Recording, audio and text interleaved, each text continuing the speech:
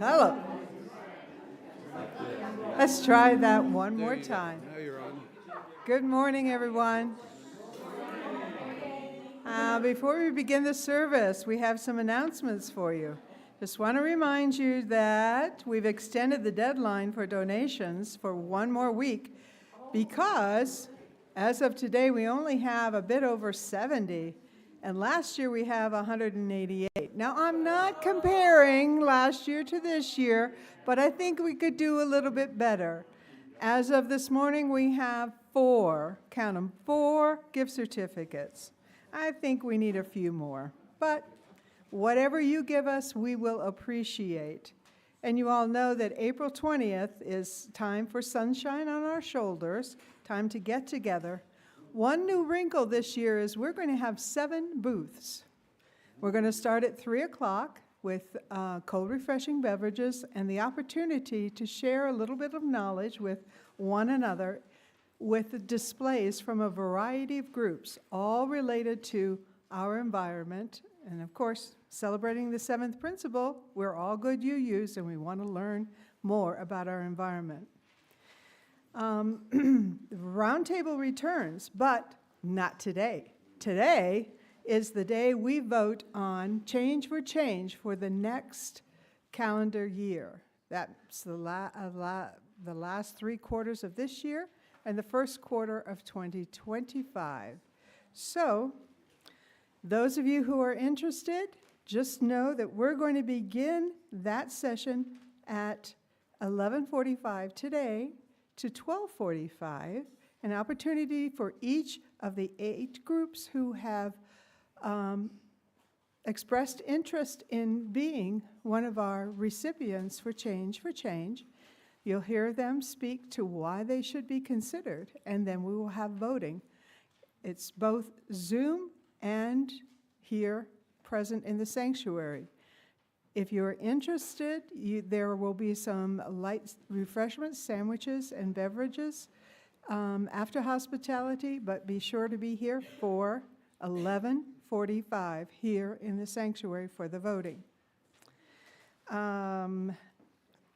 Pacific Regional Assembly, you get an opportunity to connect with other UUs at the Assembly on April 19th and 20th, and it will be held at the First Universalist Church in Denver. Food, fun, workshops to inspire you. You can attend in person or online. And if you look at the announcements on the back of your order of service, you will have a place where you can register online.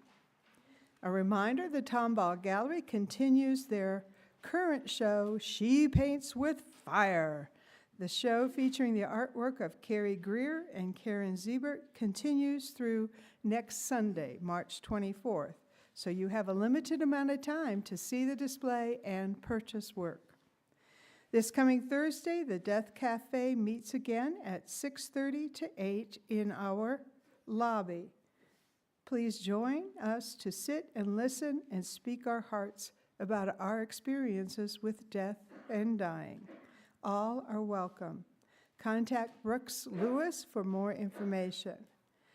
You've heard us speak about Peace Village returning this summer to the UUCLC, and it relies on volunteers for the camp to succeed. You can get involved by volunteering at the camp, or donating, or advocating, or teaching, or sharing an enrichment activity.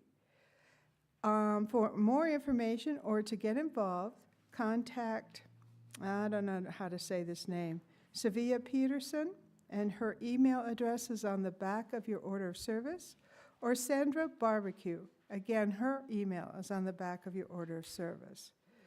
A reminder, too, about our Change for Change selection meeting after the Sunday service today.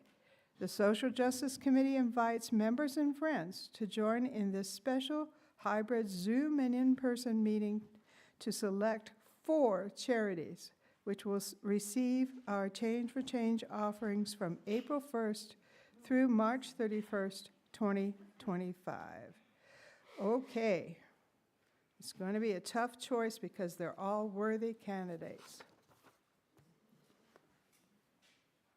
Please remember to set your mobile phones to worship mode.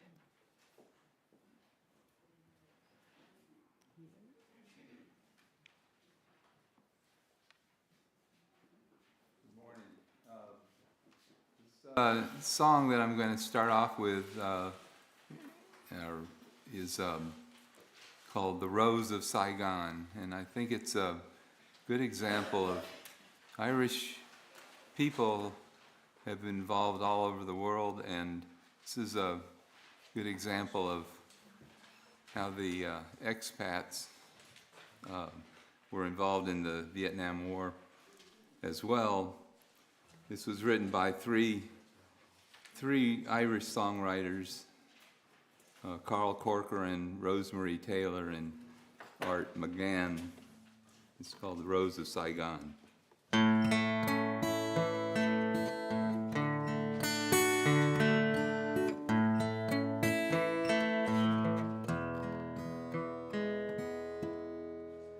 When Danny left home from West Kerry, his dad shook his fist at the train. His mother stood still on the platform, wondering when they'd see Danny again. Preparing to turn around the old place, the moment would haunt him for years. With each last embrace, as he looked face to face, he couldn't see clearly for bitter salt tears. And the lakes of Killarney were fading, with the scent of his homeland still strong, as the band by the Lee played "The Rose of Tralee." He stepped in the boat and was gone.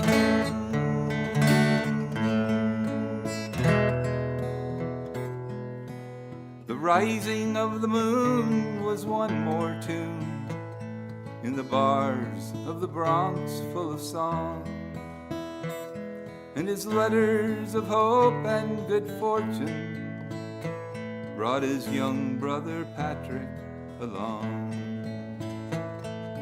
They signed the immigrant papers, pledged allegiance to old Uncle Sam, but young Pat didn't know in a few months or so he'd be drafted and stationed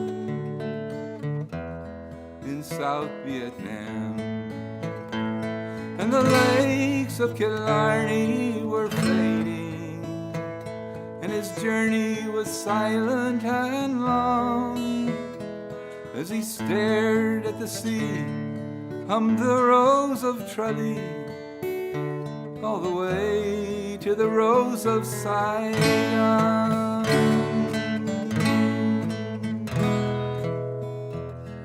So Danny enlisted soon after. He wouldn't see Patrick go wrong. There were days of enjoyment and laughter, and nights full of old Carrie song. Then Patrick was sent to the front lines on a mission destined to fail. Khe Sanh was the spot his damn unit got caught, cut off and surrounded on the Ho Chi Minh Trail. And the lakes of Killarney were fading, and his dying was painful and long. In his eyes he could see the Rose of Tralee, but all he heard was the Rose of Saigon.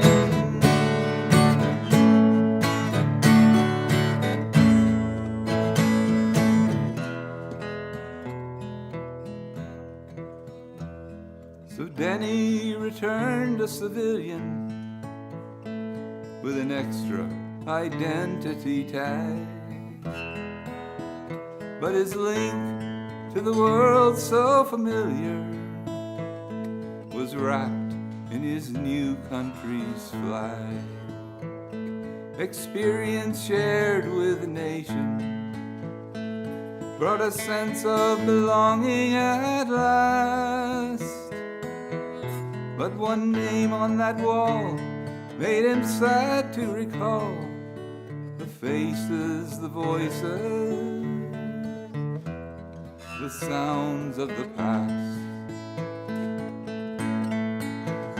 And the lakes of Killarney were fading, like the memory of laughter and song, when Patrick and he sang the Rose of Tralee, all erased by the Rose of Saigon.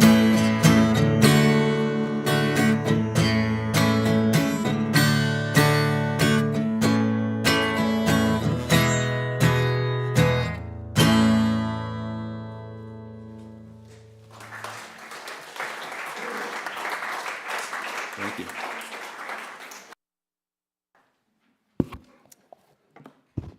That was wonderful, Mark. Thank you. Merry meet, my friends. I'm Kevin. So does everybody know what day it is?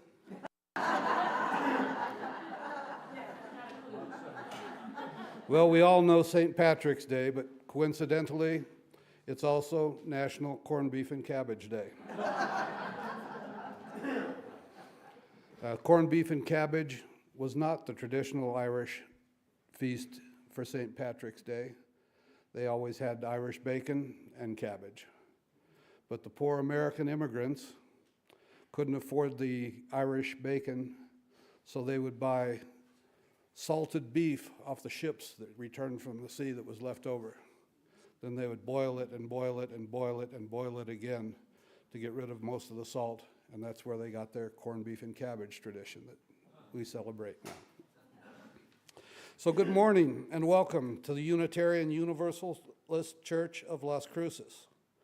Our minister is Reverend Rod Thompson, and even though he's off today, we're putting him to work as one of our guest musicians. He'll be joined by Mark Courtney, Lauren Michaels, Michael Pritchard, and Mark Sukantarak. I always have trouble with your name, Mark, sorry. You did well. Oh, all right. So we welcome those of you who are in our sanctuary this morning, especially the children, and those who are joining us via streaming technology. Katie Fitzgerald and I will be sharing the service leader / service associate duties. Our director of music is Catherine Massey. She is joined by our wonderful UUCLC choir. Our director of religious education is Kelly Ingram. Assisting us are Elwin Nunn on camera, Claire Neal Wallace on audio, Mike Yazko created our slides and connects us to social media. Our greeters today are Carol Stanfill, Jean Gilbert, and John Seeley. Jillian Lang and Diane Lee created our lovely altar arrangement for us. Hospitality is offered today by Finance, and we are delighted to be with you today. So if you're visiting us today, we'd like to meet you. If you're in the sanctuary, please rise in body or spirit and introduce yourself by telling us your name and where you're from. Wait till I bring you the mic. So do we have any visitors in the sanctuary today? We're all homebodies? All right. So we're pleased that you joined us today. Well, we don't need the visitors cards because you're not visitors, are we? Unitarian Universalism has no creed or dogma. We are a covenant-based church, meaning that we agree to live in relationship with each other according to the Unitarian Universalist principles and our congregation's covenant of right relations. We embrace diversity in all its forms. Everyone is welcome. You can learn more about our church at our website, uuchurchlc.org. Please join us after the service for coffee and conversation inside or outside in the RE building just down the breezeway. And Katie?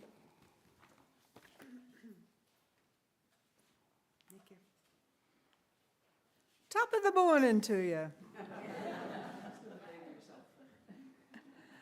When I think of Ireland, I think of Kerry and Killarney. I think of green. 77 shades of green? Well, when I was there, I didn't count 77, but there was a whole lot of green.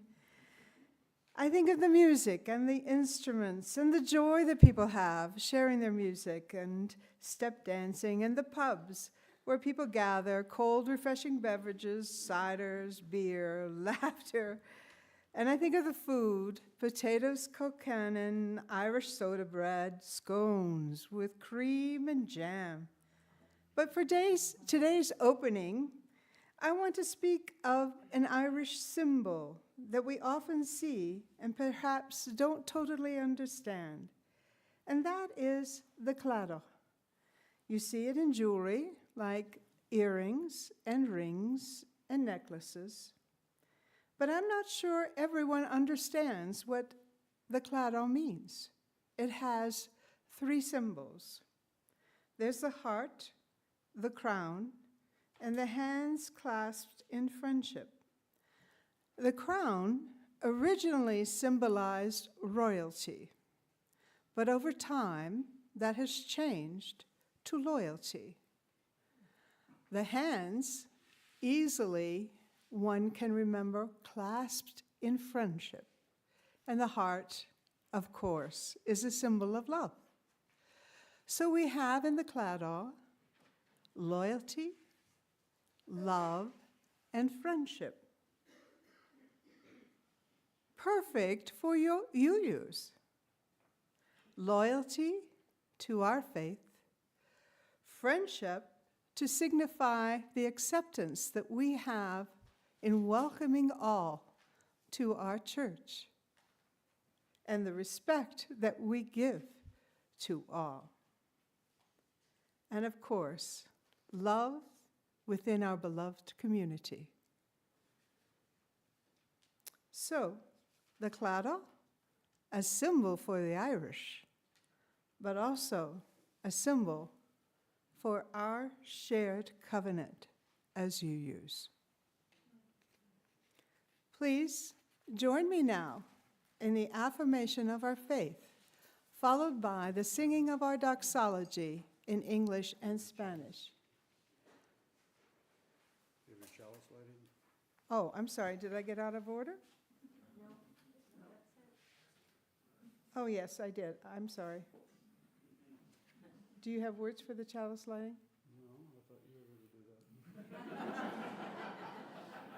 We light this chalice today, recognizing those 3 words: joy in one another, and love, friendship, and loyalty. Do we stand for the affirmation of covenant? Please rise in body or spirit and join me in the affirmation of our covenant, followed by the singing of our doxology in English and in Spanish. Love is the doctrine of this church. The quest for truth is our sacrament, and service is our prayer. To dwell together in peace, to seek knowledge and freedom, to serve others in community, to the end that all souls shall grow into harmony with the creation. Thus do we covenant with one another.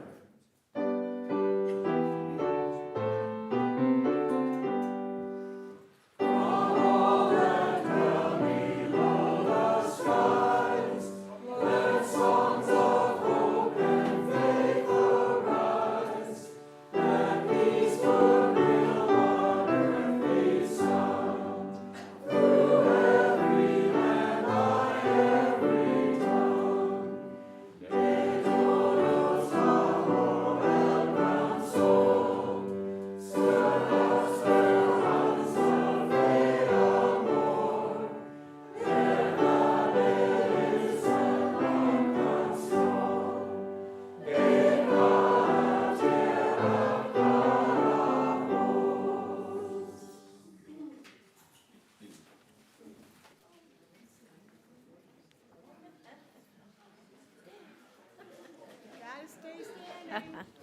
I'll invite you to rise in body or spirit to sing Be Thou My Vision, number 20 in the Gray Hymnal, which is based on ancient Irish text and music.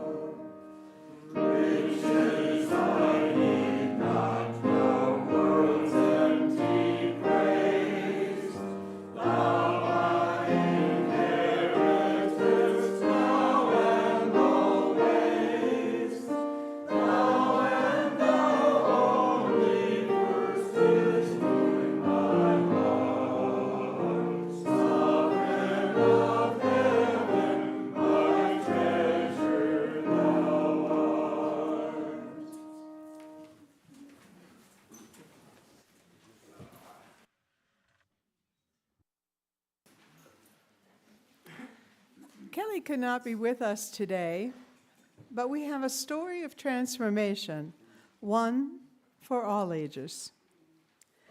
A stream from its course in the far-off mountains, passing through every kind and description of countryside, at last reached the sands of the desert, New Mexico.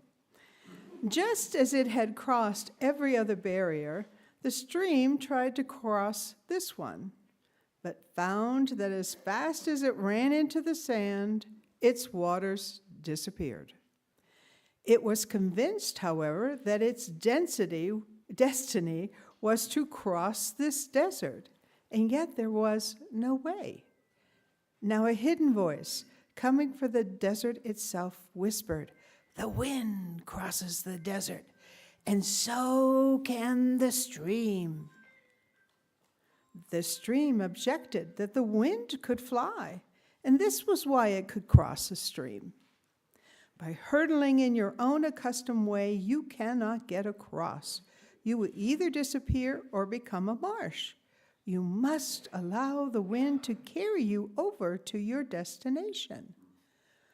But how could this happen? By allowing yourself to be absorbed in the wind. This idea was not acceptable to the stream. After all, it had never been absorbed before. It did not want to lose its individuality. And once having lost it, how was one to know that one's identity could ever be regained? "The wind," said the sand, "performs this function. It takes up water, carries it over the desert, and lets it fall again." How can I know that this is true? It is so. And if you do not believe it, you cannot become more than a quagmire. But can I not remain the same stream that I am today? You cannot in either case remain so, the whisper said. When it heard this, echoes began to arise in the thoughts of the stream.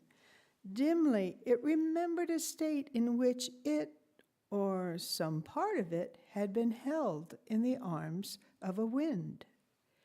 And the stream raised its vapor into the welcoming arms of the wind, which gently and easily bore it upwards and along, letting it fall softly as rain once they reached the roof of a mountain many, many miles away, where it then became a river.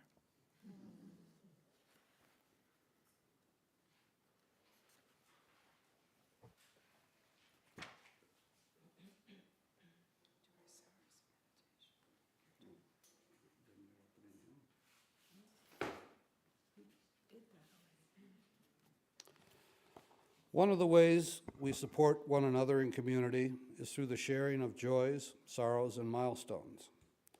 In these challenging times, it is crucial that we make attempts to stay connected to one another. So if you have a joy, sorrow, or milestone you would like to share with the congregation this morning, please raise your hand and I'll bring the mic to you. State your name and what's in your heart. Are there any joys, sorrows, or milestones this morning?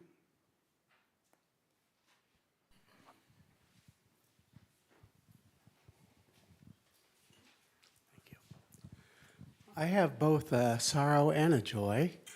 As you might have noticed, my husband, Skip, is not with me this morning. He's gone to Boston to see family that have been having some health problems.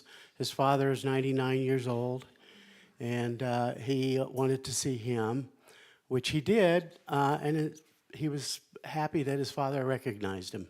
So that was good. And his brother is having kidney problems, so he's there to help with that.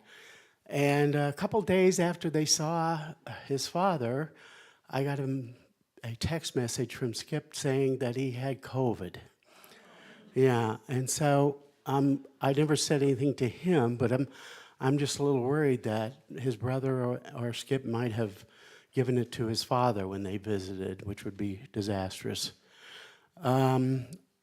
For joys, yesterday I had a not very profitable but a very fun book signing in Tiersey at the Black Cat Book and Coffee Shop. Thank you, Mary. I have a joy and sorrow.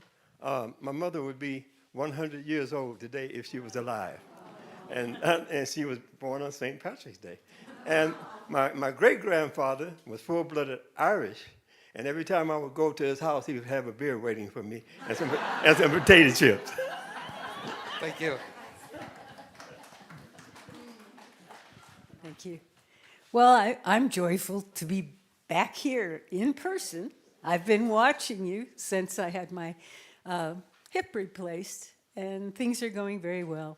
And it's so wonderful to see a full congregation of all these lovely people, including Jennifer Trantham, who's back and after a few weeks off. Good to see you, love. And Susan and Dick Bagby. Last time I saw Susan, she was disappearing into an elevator at the hospital where I had gone to visit someone else. So it's wonderful to be here and so happy to see all of you. Thank you, Susan. Thank you. I'm Jennifer Trantham, and I would like to share a joy and milestone. So my mother, Gail Trantham, as many of you guys know, a month and 2 days ago, had emergency open heart surgery in Houston to repair her aorta, and she was in an 8-hour surgery. She's recovering. It's a slow but constant uphill. There's a few little setbacks here and there with some minor things, but overall she's continuing to regain strength, and it'll be a process. She sends her deep thanks for all the emails, cards, texts, food, flowers, and the warm, loving energy that she's received from the congregation, as does the rest of our family. So thank you, because without the support, this would have been really hard to make it through this. Thank you.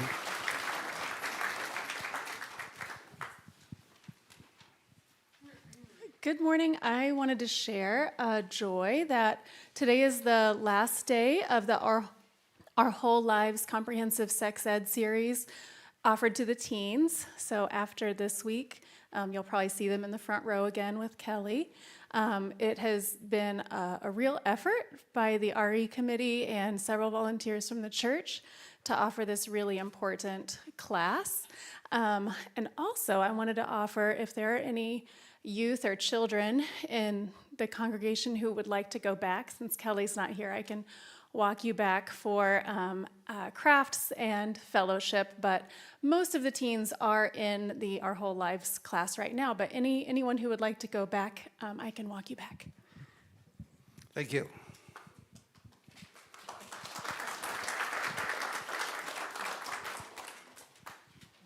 Did you have a joy or sorrow? Oh. Anyone else? Okay, thank you very much.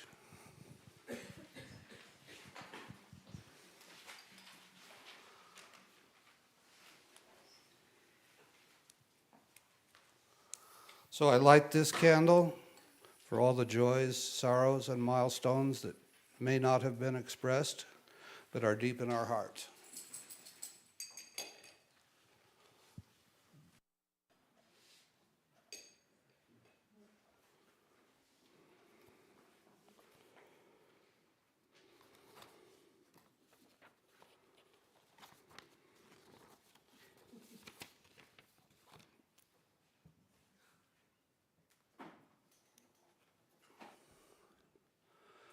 Okay, so now I've created a little transformation meditation, if you'd like to join me.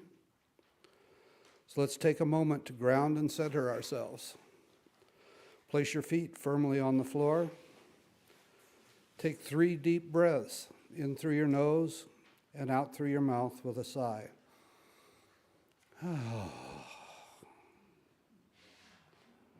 Feel all of your tension, worries, and cares drain down through your body and out through your feet into the ground.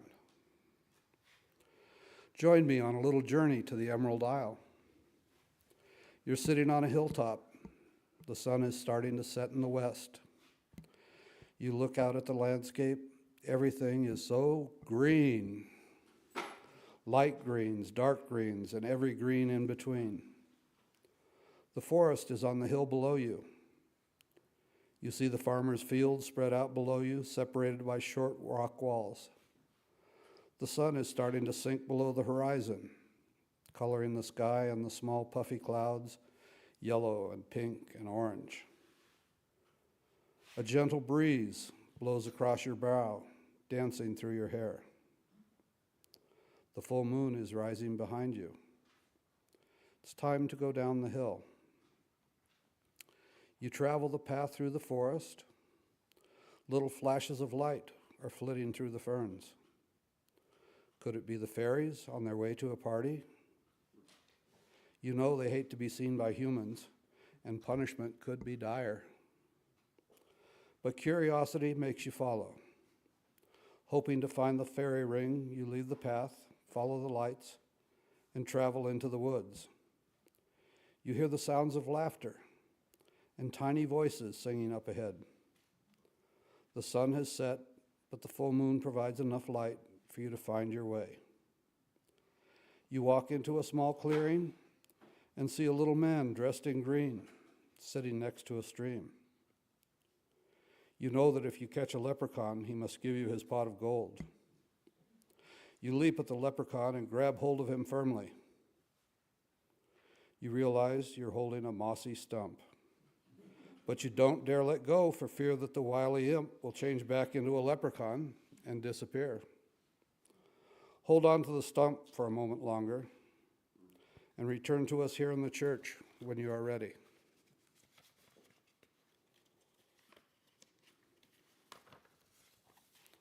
Transformation. Did your imagination transform fireflies into fairies? The flowing water into fairy songs and laughter, or the stump into a leprechaun? Did the fairies themselves transform into fireflies and the leprechaun transform into the stump to fool you.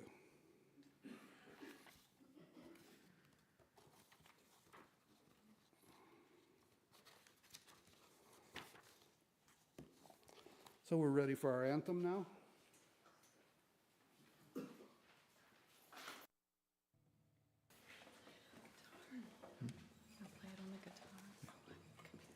This next song is one written by Pete St. John about the Irish potato famine, where because of the failure of the potato crop, millions of Irish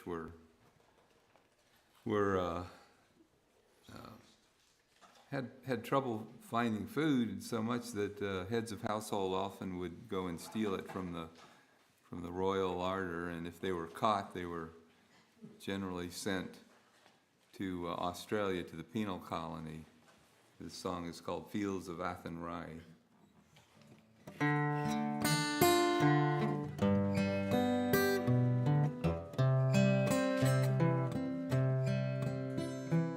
By lonely prison wall, I heard a young girl calling, Michael, they are sending you away. Oh, you stole Trevillion's corn, so the young might see the morn. Now a prison ship lies waiting in the bay. Oh, lie the fields of Athenry, where once we watched the small free birds fly. Oh, our love was on the wing, we had dreams and songs to sing. Now it's lonely round the fields of Athenry.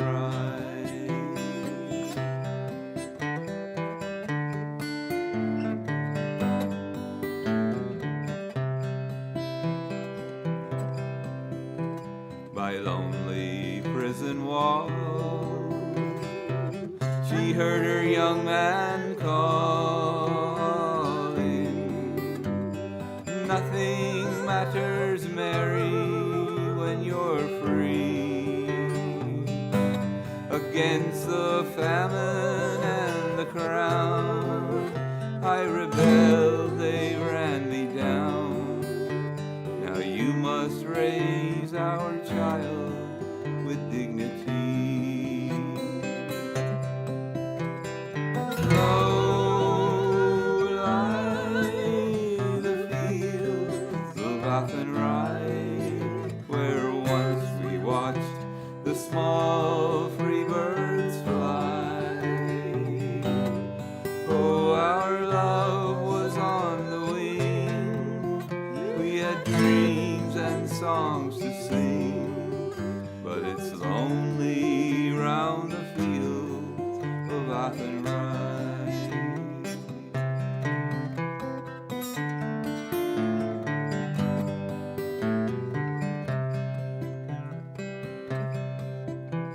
By lonely harbor wall, she watched the last star falling as the prison ship sailed out against the sky. But she'll wait and hope and pray for her love in Botany Bay.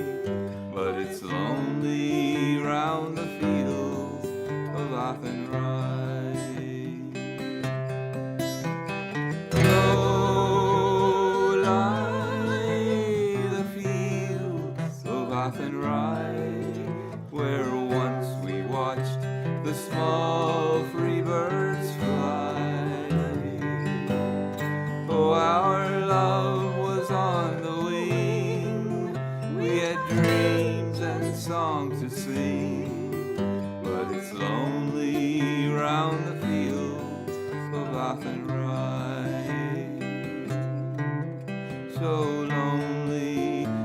on the field of Athenry.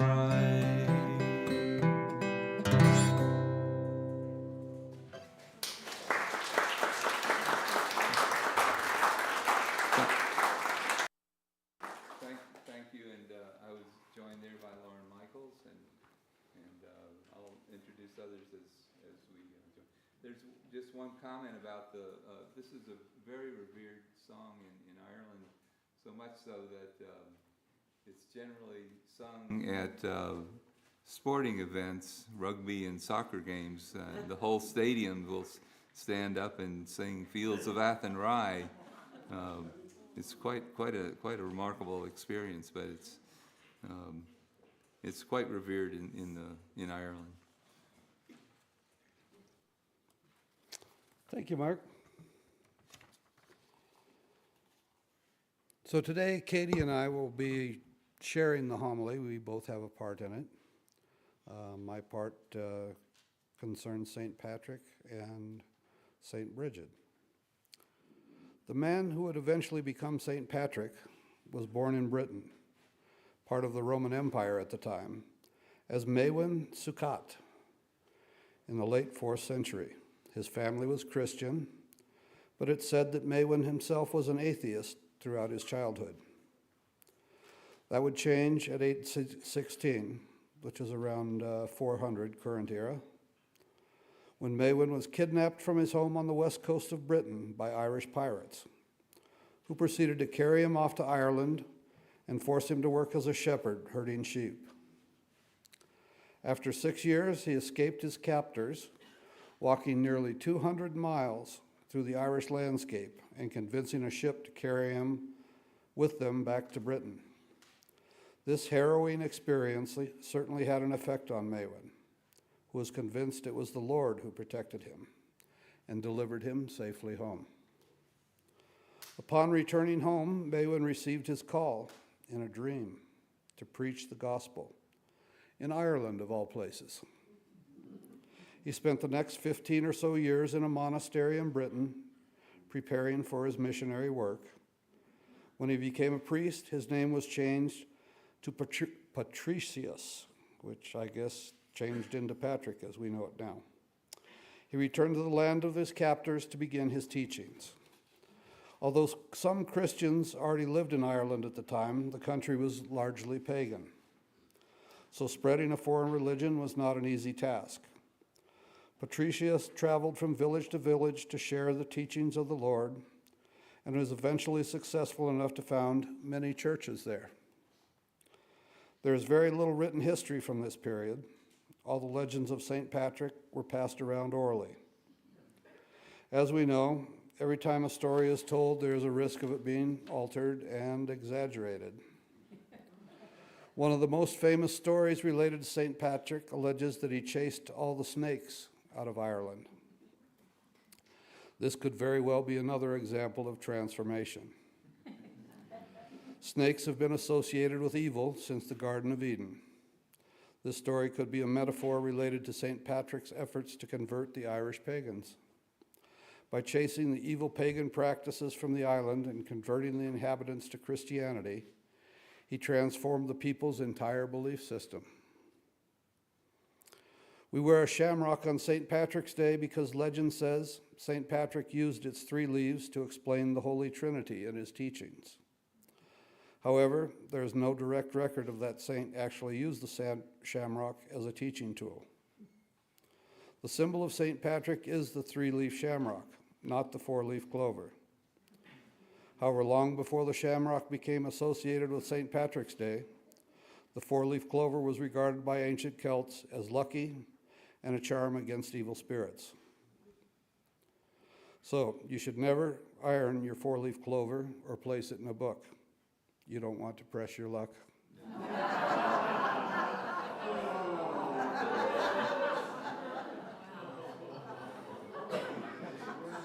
Blue was the color originally associated with St. Patrick, but now green is favored. St. Patrick's Day is a traditional day for planting peas, even in the snow. Cabbage seeds are often planted today too, and old-time farmers believed that to make them grow well, you needed to plant them while wearing your night clothes. In early medieval Ireland, on the wild western edges of Europe, a woman emerged who, as her name suggests, became exalted and powerful. St. Bridget of Kildare, a patron saint of Ireland whose feast day is celebrated on the 1st of February, created a place for herself in the church by assuming roles that were uncommon for women. Bridget, a highly respected bishop during her lifetime, became a problematic figure for the Roman Catholic Church in the middle to late medieval ages. The church took issue with Bridget's miracles, how she ran her monastery, and the fact that a woman held the position of bishop. Despite the large pagan presence in Ireland, Bridget was known throughout the island and served her community on the basis of faith, attracting both men and women to her monastery. A possible reason for her large following is her connection to Irish mythology. In Celtic lore, there is a goddess by the name of Bridget, with a T. Both the goddess and the saint are connected to children, women, and poets and smithies. Whether or not her allure came from sharing a name with a pagan Irish goddess, the lack of papal authority in Ireland at the time allowed for a fluidity of belief between pagans and Christians. It has thus been argued that the saint is a Christianization of the goddess, or that the lore of the goddess was transferred to her. Religious syncretism is the blending of two or more religious belief systems into a new system, or the incorporation into a religious tradition of beliefs from unrelated traditions. This can occur when a culture is conquered and the conquerors bring their religious beliefs with them, but do not succeed in entirely eradicating the old beliefs or especially practices, the transformation. The goddess, Bridget, with the T, seems to be the only pagan representative that made the transformation from goddess to saint. Bridget was also celebrated on February 1st. Neither Patrick nor Bridget were canonized as saints by the Catholic Church. The canonization process was not instituted until 993, current era. They were both declared saints by popular acclaim, as was the practice at the time. And it was common practice to create local saints to aid in the conversion of the populace. Patrick and Bridget are considered patron saints of Ireland. Both Patrick and Bridget are still very popular today. In fact, it has been said that every house in Ireland has a Patrick, a Bridget, or both.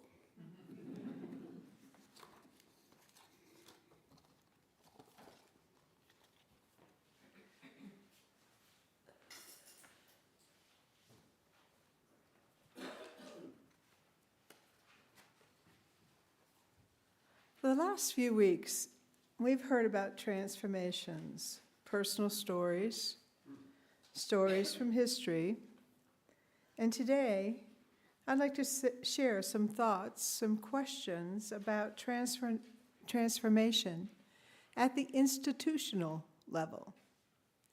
I'm going to start with something from my own experience. 18 of my over 42 years as a public educator was devoted to being a reading specialist. And I came to understand for every struggling reader, there was a breakout book or script or series or digital piece that became the aha moment where they put it all together. This is what reading is. I get it now. I understand. And after the breakout, they wanted more. Give me more of this author. Give me more of this series. Give me more on this topic. I want to absorb it. I want to make it my own. Often students would want a personal copy of the breakout book or piece.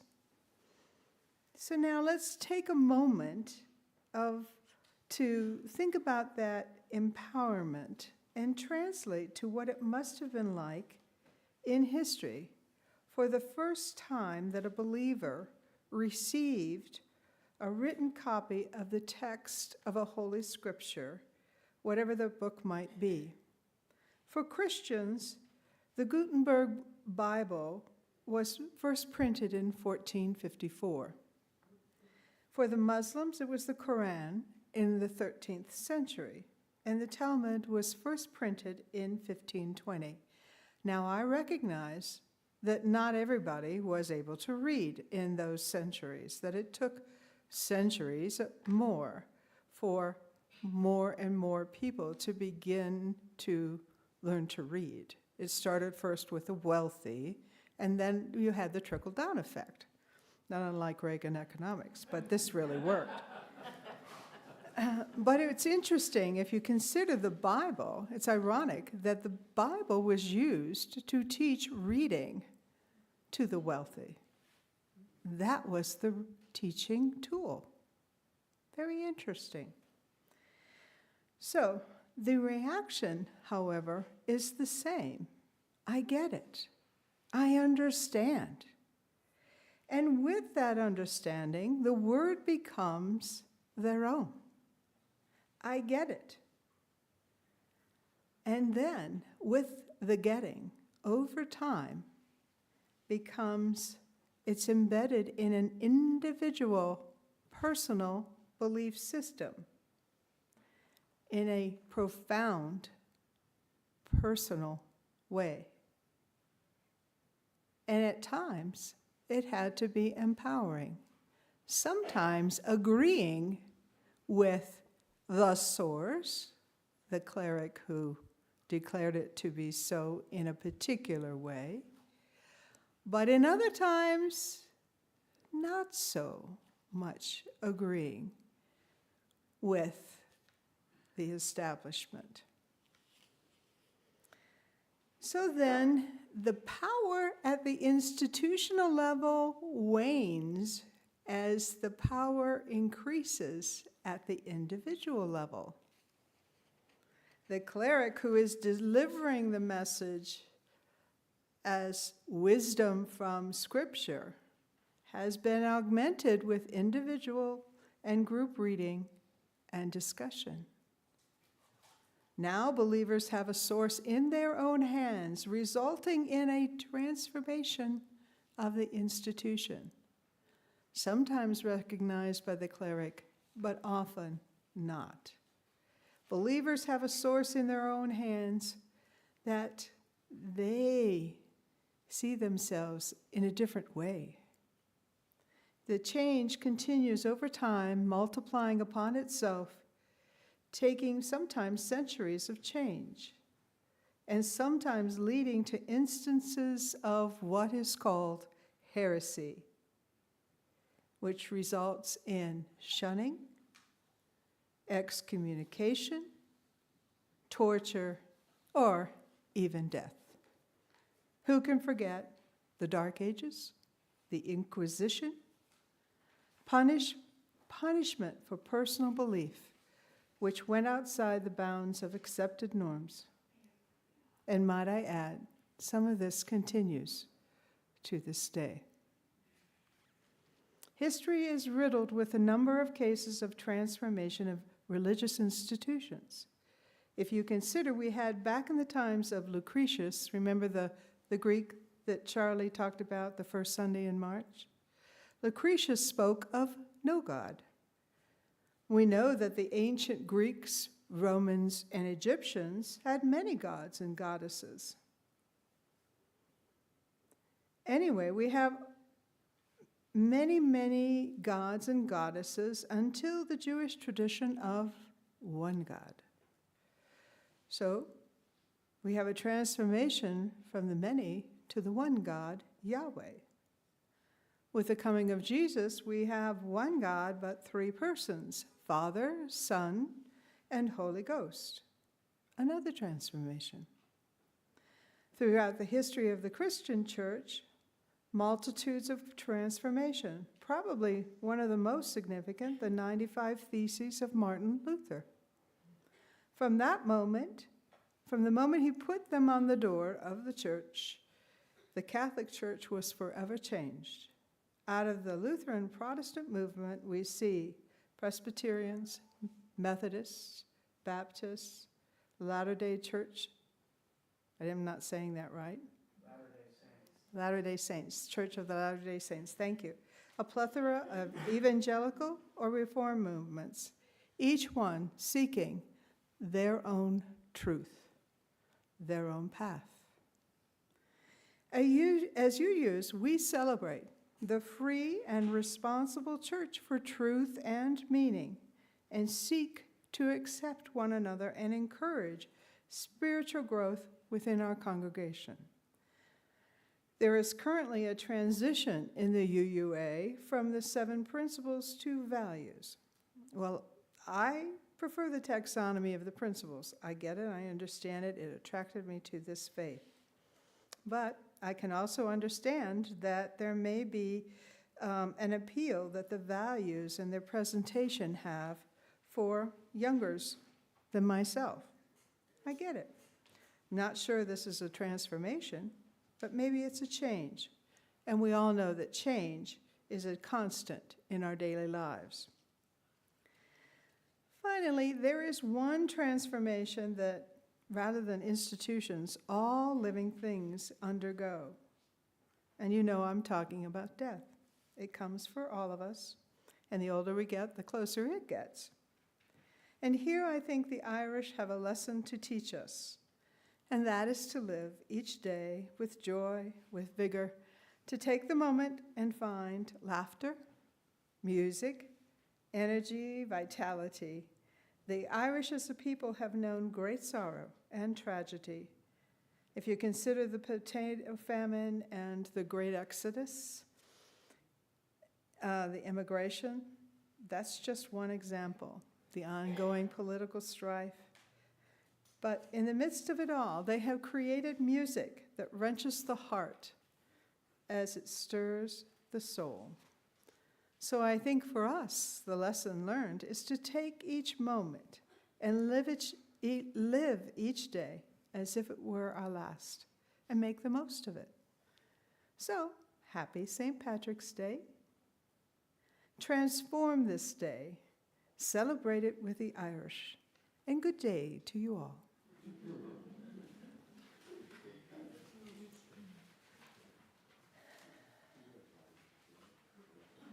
One way to transform this day and to transform our church is through the gifts that you give us. We respect and are grateful for the many contributions of your time, talent, and treasure, as they are a tangible commitment to the mission and vision of the UUCLC. Each time you give, you renew this commitment, and as a result, your support is entwined with all that we believe and all that we do here together. In this spirit of trust and generosity, the greeters will pass among you in a moment with the baskets to accept your offering. The church is continuing its support of organizations identified by the Social Justice Committee as recipients for our Change for Change program.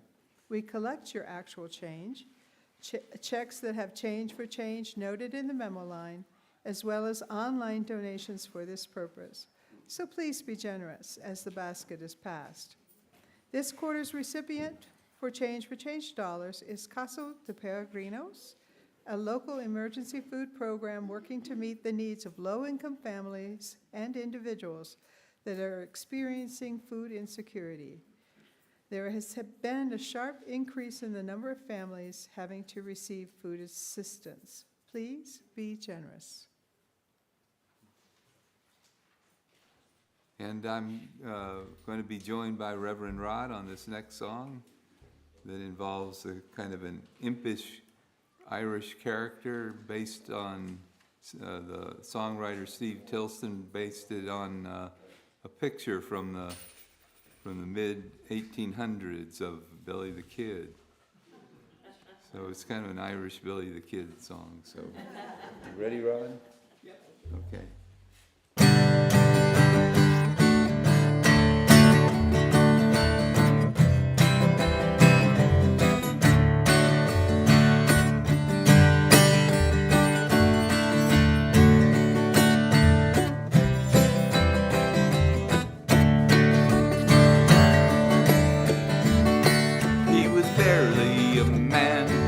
grandfather's coat, and sewn in the lining a 10-shilling note. Goodbye to old Ireland, goodbye to the shore.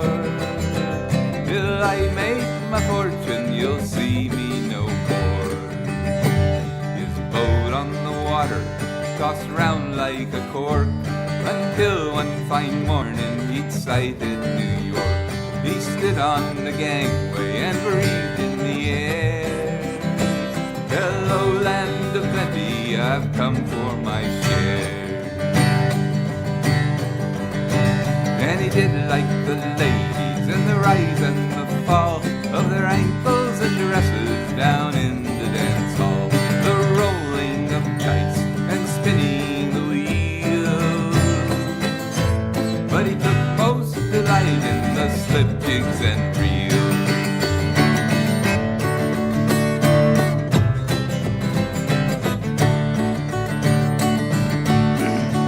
There was talk of a pistol and some say a knife, but all are agreed there was somebody's wife. Some kind of commotion, a terrible fight. He left one man dead and ran into the night. On the train to St. Louis, just one jump ahead, he slept one eye open, a gun neath his bed. He dreamed of the mountains and the green fields of home, while crossing the plains where the buffalo roam. And he did like the ladies and the rise and the fall of their ankles and dresses down in the dance hall, the rolling of dice and spinning the wheel. But he took most delight in the slip jigs and reels.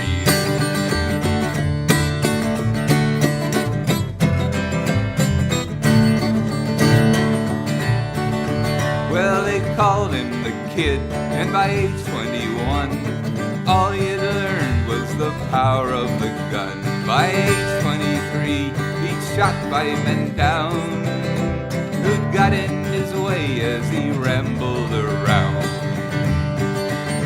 Now a bad reputation is a hard thing to bear, and bounty men looked for the Kid everywhere. But he took consolation in flash company, and life ain't so bad with a girl on your knee. And he did like the ladies and the rise and the fall of their ankles and dresses down in the dance hall, the rolling of dice and spinning the wheel. But he took most delight in the slip jigs and reels.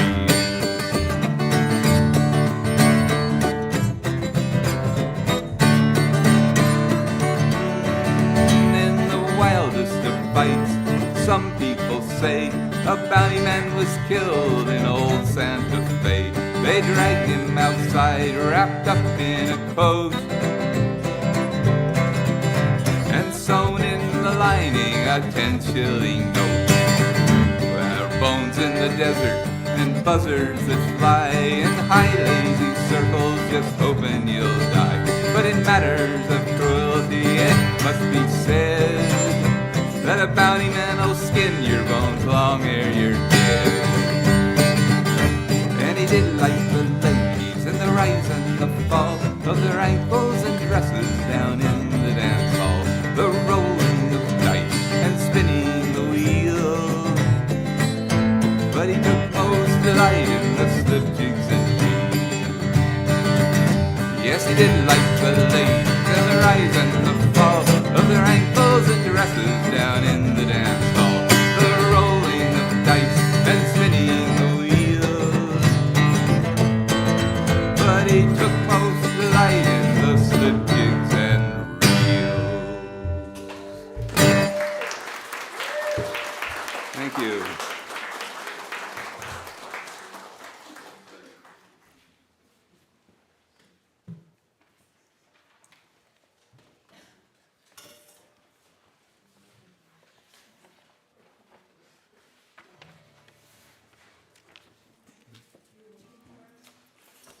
Okay,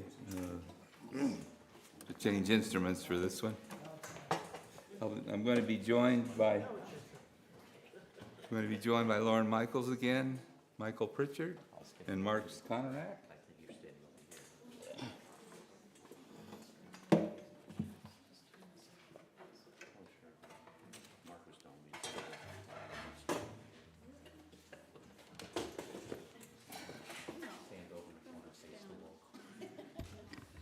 Is that good? Good to see the music though. Oh, sorry. Yeah. Sorry. Okay. Okay. Can you see this? See if I don't trip somebody.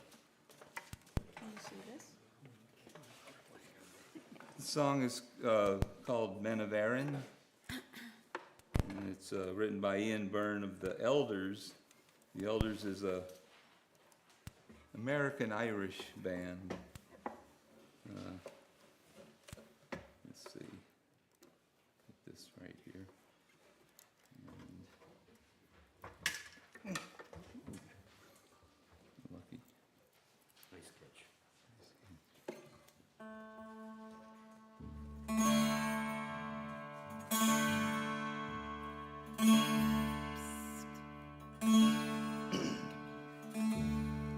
Fare thee well, my boy, as you wander this night. Be not feared in the darkness, my heart is your light. As you go, brave men of Erin, faith and love by your side, I will dream of your peace in the night. Please don't cry, my mother, as you sit by the hearth. I will dance your memory with joy in my heart. And I will go now and pray as I travel this land and live by the lessons you gave. Fare thee well, my boy, as you wander this night. Be not feared in the darkness, my heart is your light. As you go, brave men of Erin, faith and love by your side, I will dream of your peace in the night. Please don't cry, my father, as you sit by the hearth. I will dance your memories with joy in my heart. And I will go now and pray as I travel this land and live by the lessons you gave. Fare thee well, my boy, as you wander this night. Be not feared in the darkness, my heart is your light. As you go, brave men of Erin, faith and love by your side, I will dream of your peace in the night. Please don't cry, my children, as you stand by my grave.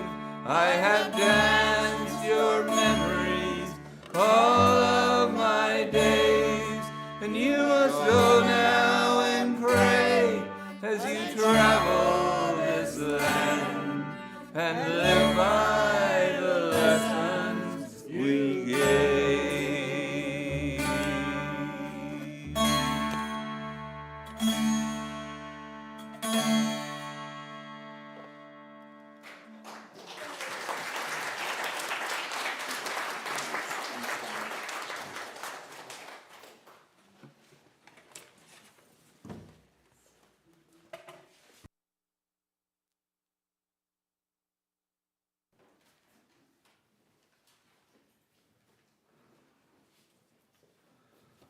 Oh, boy. That reminds me of some of the sounds and music that used to be around my grandmother's house. For today's closing words, I've chosen a piece by Emily Richards called May You Be Changed. May you leave this time together changed. May the promises you have made to yourself about who you want to be feel closer to the reality of who you are right now. May you share that feeling of transformation wherever you go. May it spread into every word, deed, thought, and interaction until we are all changed, transformed, and transforming together, becoming our better selves. Now, will you please join me in the words to extinguish the flame? The words will be on the screen. We extinguish this flame, but not the light of truth, the warmth of community, or the fire of the commitment. These we carry in our hearts until we are together again.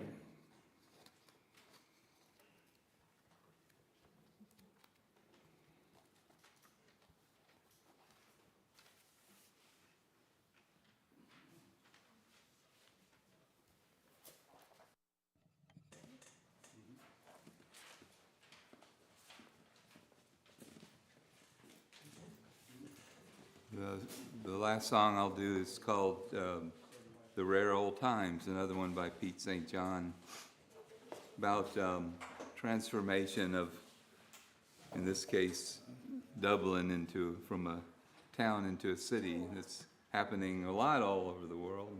I thought it'd be appropriate.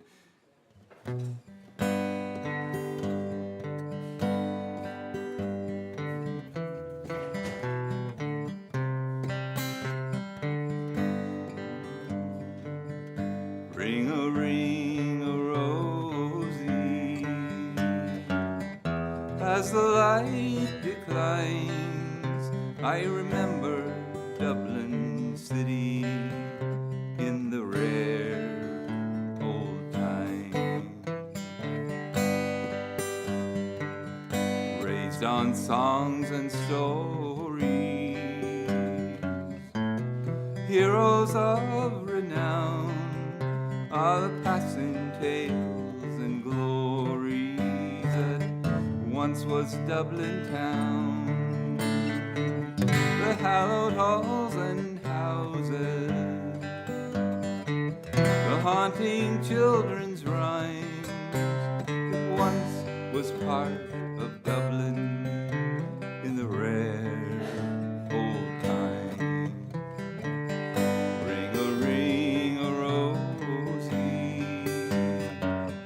As the light declines, I remember Dublin City in the rare old time.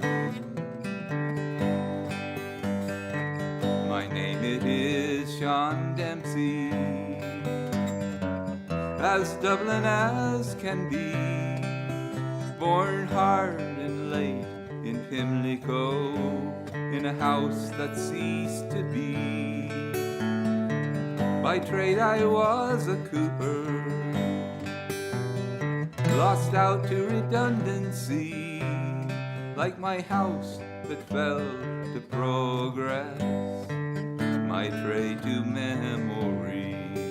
And I courted Peggy Dignan, as pretty as you please, a rogue and a child of Maggie, from the rebel libertine. I lost her to a student lad, with eyes as black as coal, when he took her off to Birmingham, she took away my soul. Ring-a-ring-a-rosy, as the light declines, I remember Dublin City in the rare old time. But the years have made me bitter, drink has dimmed my brain, for Dublin keeps on changing and nothing stays the same. The metropole and pillar are gone, the royal long since pulled down, as the gray unyielding concrete makes a city of my town. So fare thee well, my Analythi, I can no longer stay and watch the new glass cages that rise up along the quay. My mind too full of memory, too old to hear new rhymes. I'm a part of what was Dublin in the rare old time. Ring-a-ring-a-rosy, as the light declines, I remember Dublin City in the rare old time. Ring-a-ring-a-rosy, as the light declines, I remember Dublin City in the rare